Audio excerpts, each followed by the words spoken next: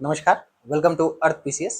Dear students, आज से हम एक नई शुरुआत करने वाले हैं और हमारी शुरुआत का नाम है most expected quality MCQs for all PCS exams. Right. तो चाहे आप किसी भी पीसीएस की प्रिपरेशन कर रहे हो, ये सारे एमसीक्यूज आपको आपके प्रीलिम्स क्रैक करने में काफ़ी हेल्प करेंगे। और हम इन क्वालिटी एमसीक्यूज को टॉपिक वाइज करेंगे। टॉपिक वाइज यानी जैसा कि आप टॉपिक वाइज पढ़ते हैं, तो ठीक वैसे ही हम टॉपिक वाइज भी इन क्वालिटी एमसीक्यूज को सॉल्व करेंगे, ताकि आपकी कंसेप्चुअल क्लैरिटी और स्ट्रांग हो जाए, आपकी प्रैक्टिस और अच्छी हो जाए और आप रिजल्ट दे सकें। तो चलिए शुरुआत करते हैं। तो सबसे पहले कि मैं आपको कुछ इंपॉर्टेंट बातें बताना चाहूंगा इस एमसीक्यूज के बारे में। तो जैसा कि मैंने कहा, this is useful for all PCS exams. पहले first important thing. Second, based on latest pattern of all पीएससीज, ऑल पब्लिक सर्विस कमीशन। चाहे आप किसी भी पीसीएस की प्रिपरेशन कर रहे हो, स्टेट पब्लिक सर्विस कमीशन की प्रिपरेशन कर रहे हो, तो उन सभी के लिहाज से ये क्वालिटी एमसीक्यूज काफी इंपॉर्टेंट है। क्यों? और अगर आप चाहे किसी भी पीसीएस की प्रीवियस ईयर क्वेश्चन पेपर उठा के देखेंगे, तो ऑन एन एवरेज आप पाएंगे कि 10 से 15 क्वेश्चन क्वालिटी से जरूर होते हैं। तो इसलिए इस टॉपिक को स्ट्रांग बनाना काफी इंपॉर्टेंट है। प्लस सिर्फ प्रीलिम से ही नहीं, बल्कि मेंस में भी क्वालिटी का बहुत बड़ा रोल है। नेक्स्ट इंपॉर्टेंट पॉइंट कि it taste your conceptual clarity. तो यहां मैं जो आपको क्वेश्चन प्रैक्टिस के लिए या प्रैक्टिस कराऊंगा, तो वो कंसेप्चुअल बेस्ड होंगे, ना कि सिर्फ फैक्चुअल बेस्ड। यानी फैक्ट के साथ साथ हम कंसेप्ट को भी देखेंगे। ठीक है। और लास्टली मैं आपको solution with in depth analysis provide कराऊंगा। हम कोशिश करेंगे कि अगर क्वेश्चन में 4 ऑप्शंस है, तो चारों ऑप्शंस के बारे में डिस्कस कर लिया जाए। इससे आपकी कंसेप्चुअल क्लैरिटी और स्ट्रेंथ अच्छी हो जाएगी। तो चलिए देख लेते हैं। तो आज का हमारा टॉपिक है, जैसा कि मैंने कहा, कि historical background of the constitution of India. ठीक है। और इस टॉपिक में हम डिफरेंट एक्ट्स रेगुलेशंस को पढ़ते हैं, स्पेशली फ्रॉम 1773 टू 1947। ठीक है। और ये इस टॉपिक का पहला पार्ट 1। तो चलिए शुरू करते हैं। अब एक और बात शुरुआत करने से पहले, कि जब आप क्वेश्चन को सॉल्व कर लें, तो आप ये जरूर करें कि आपने जो स्कोर किया है, मान लेते हैं आपने 7 में से 10 में से 7 क्वेश्चन सही किए, तो आप अपना स्कोर कमेंट बॉक्स में जरूर कमेंट करिए। इससे क्या होगा कि आप रेगुलर बेसिस पे अपने इंप्रूवमेंट को चेक कर पाएंगे। मान लेते हैं कि अगर आपने 7 सही किए, तो 7 आउट ऑफ 10 आप लिख सकते हैं, या आप ऐसे लिख सकते हैं 7 करेक्ट 3 इनकरेक्ट। ठीक है। तो चलिए अब क्वेश्चंस को देख लेते हैं। तो पहला क्वेश्चन काफी इंपॉर्टेंट है और आई एम श्योर आपने पढ़ा होगा। तो this is about regulating act 1773। It says the regulating act of 1773 is considered the first parliamentary intervention in India because, तो यहाँ parliamentary intervention of what? Of Britain. First intervention of British Parliament, right? Through regulating act 1773। और इसका purpose क्या था? तो purpose क्या था? So the option पढ़ लेते हैं पहले। Abolish the East India company's commercial monopoly. नहीं, it was done under charter act. Under which charter act? You can comment in the comment box. ठीक है। Next, established the office of Governor General of Bengal and a Supreme Court at Calcutta। ठीक है। तो ये सही option है। क्यों? क्योंकि अंडर रेगुलेटिंग एक्ट 1773, ठीक है, पहला जो काम किया गया था वो क्या? The designation of governor of Bengal was improvise. ठीक है। उसे बदलकर, यानी गवर्नर ऑफ बंगाल के पोस्ट को इंप्रूव करके क्या बना दिया गया? डेजिग्नेशन को गवर्नर जनरल ऑफ बंगाल, यानी इसे और शक्तियां दे दी गई। साथ ही साथ जो 2 अदर प्रेसिडेंसीज थी, बॉम्बे और मद्रास, तो इनको गवर्नर जनरल ऑफ बंगाल के अधीन कर दिया गया। ठीक है। साथ ही साथ कलकत्ता में एक सुप्रीम कोर्ट की स्थापना की गई थी। उस सुप्रीम कोर्ट का वर्तमान सुप्रीम कोर्ट से कोई लेना देना नहीं है। ठीक है। जब हम government of India act 1935 discuss करेंगे, तो मैं आपको बताऊंगा।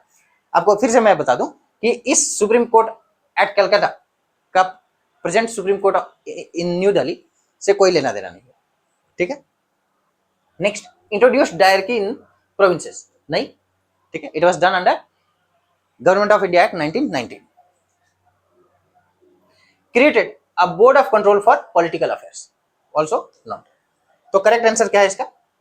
Option B. ठीक है। एक्सप्लेनेशन आप चाहे तो पॉज करके पढ़ सकते हैं। नेक्स्ट, सेकंड क्वेश्चन देख लेते हैं। अगेन वेरी इंपॉर्टेंट क्वेश्चन, और आई एम श्योर आप इसे बिना ऑप्शन के आंसर दे सकते हैं। Which act for the first time made the governor general of Bengal the governor general of India. ठीक है, तो पिछले क्वेश्चन में हमने क्या देखा कि under regulating act 1773 the designation of governor of Bengal, ठीक है, गवर्नर ऑफ बंगाल को इंप्रूव करके क्या कर दिया गया, गवर्नर जनरल ऑफ बंगाल। अब इस क्वेश्चन में पूछा जा रहा है कि किस एक्ट द्वारा गवर्नर जनरल ऑफ बंगाल को गवर्नर जनरल ऑफ इंडिया बना दिया गया। ठीक है, उस पोस्ट को फिर से और इंप्रोवाइज कर दिया गया। तो vested in him all civil and military powers. तो डायरेक्टली आंसर क्या है इसका, इसका आंसर है चार्टर एक्ट 1833। ठीक है, एंड आप आंसर कमेंट बॉक्स में दे सकते हैं कि who was the first governor general of India. ठीक है, तो इसका ऑप्शन करेक्ट आंसर क्या है, ऑप्शन सी। ठीक है, यहां एक्सप्लेनेशन है, आप पढ़ सकते हैं। Next question number 3, the system of double government, इसे डुअल गवर्नमेंट भी आप कह सकते हैं, इंट्रोड्यूस्ड बाय पिट्स इंडिया एक्ट 1784। देखिए, तो पिट्स इंडिया एक्ट नाम क्यों पड़ा, तो होता क्या था कि ब्रिटेन में जो प्राइम मिनिस्टर या जिस प्राइम मिनिस्टर के कार्यकाल के दौरान कोई एक्ट बनता था तो उस एक्ट का नाम उन्हीं के नाम पे पड़ जाता था। तो उस समय विलियम पिट ब्रिटेन के प्राइम मिनिस्टर थे, तो उन्हीं के नाम पे इसका नाम पड़ गया पिट्स इंडिया एक्ट 1784। ठीक है, was finally abolished by which of the following. तो किस एक्ट द्वारा इस एक्ट को यानी पिट्स इंडिया एक्ट 1784 को एबॉलिश यानी पूरी तरह से खत्म कर दिया गया, तो it was government of India act 1858। Simple सी बात है, आपको याद रखना है, यानी through government of India act 1858 Pitt's India act 1784 was completely abolished. ठीक है, नेक्स्ट यहां एक्सप्लेनेशन है। अब नेक्स्ट क्वेश्चन देख लेते हैं, फोर्थ क्वेश्चन काफी इंपॉर्टेंट है फिर से। विच of the following acts introduced for the first time a local representation in the Indian legislative council. तो स्ट्रेट फॉरवर्ड क्वेश्चन है, आप आंसर दे सकते हैं। तो इनमें से किस एक्ट द्वारा इंडियन लेजिस्लेटिव काउंसिल में लोकल रिप्रेजेंटेशन को पहली बार इंट्रोड्यूस किया गया। ठीक है, तो डायरेक्टली इसका आंसर है चार्टर एक्ट 1853। ठीक है, चार्टर एक्ट्स के बारे में एक इंपॉर्टेंट बात मैं आपको बताना चाहूंगा कि इनके बारे में आप जब इन्हें गौर से देखेंगे तो इनके बीच, ठीक है, ये काउंसिल एक्ट है, सॉरी, इनके बीच आपको 20 साल का गैप मिलेगा। Charter act 1813, charter act 1833, charter act 1853, तो इनके बीच कितना का गैप है, 20 ईयर्स। हर 20 साल के बाद एक चार्टर एक्ट लागू होता था। ठीक है, next fifth question, again important question, और ये यूपीएससी टाइप का क्वेश्चन है। और क्या हुआ है कि पिछले कुछ सालों में, खासकर 2-3 सालों से पीसीएस ने भी, ठीक है, कुछ पीसीएस ने यूपीएससी टाइप के मल्टीपल ऑप्शन या मल्टीपल चॉइस बेस्ड क्वेश्चन भी आने लगे हैं। ठीक है, तो इस क्वेश्चन को देख लेते हैं। Consider the following statements regarding the Indian council act 1861। तो डायरेक्टली ये क्वेश्चन किसके बारे में, इंडियन काउंसिल एक्ट 1861 के बारे में। तो फर्स्ट ऑप्शन क्या है, it says it initiated the process of decentralization by restoring legislative powers to Bombay and Madras। ठीक है, ये स्ट्रेट फॉरवर्ड स्टेटमेंट है। अगर आपने इस एक्ट को पढ़ा है तो आप इस वक्त इजीली आंसर दे सकते हैं। Second, it gave statutory recognition to portfolio system. Yes, बहुत इंपॉर्टेंट फैक्ट है ये, that Indian council act 1861 gave statutory recognition किसको, तो पोर्टफोलियो सिस्टम को। ठीक है, और इसे इंट्रोड्यूस किसने किया था, तो आप उसका नाम कमेंट बॉक्स में बता सकते हैं, ऐसे मैं आपको लास्ट में जाते जाते बता दूंगा। ठीक है, third, it empowered the viceroy to issue ordinances during an emergency. ठीक है, तो इसने वाइसराय को यह पावर दिया कि वो ऑर्डिनेंस यानी अध्यादेश जारी कर सकते हैं। जैसे वर्तमान में under article 123 president of India can issue ordinance, under article 213 governor of state can issue ordinances. तो ठीक वैसे ही वाइसराय भी इस एक्ट के अधीन ऑर्डिनेंस इशू कर सकते थे। तो ये भी करेक्ट स्टेटमेंट है, तो go for option D, all 3 statement 1, 2, 3 are correct. अब नेक्स्ट 6th पे चलते हैं।